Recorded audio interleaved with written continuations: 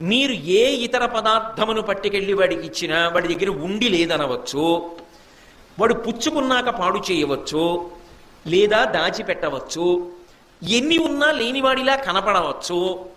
కానీ పుచ్చుకున్న తర్వాత ఇది నాకు సరిపోదనడానికి వీలు లేనిది, వాడికి సరిపోయిందని ప్రకటముగా తెలిసేది ఆ భోజనం పెట్టడం. అన్నం పెట్టు, వాడు తినుంటే తినగలడా? వాడు తినని వాడైతే తింటాడు, అమ్మ బాబాయ్ మళ్ళీ దొరుకుతుందని 10 రోజులకి సరిపడ తినగలడా? కడుపు నిండే వరకు తినగలడు.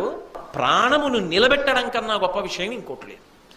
అన్నం పరబ్రహ్మస్వరూపం. అందుకే అన్ని దానముల కన్నా అన్నదానము మిన్న. అక్కర్లేని వాడికి చెందదు, వాడు దాచుకోవడానికి ఉండదు.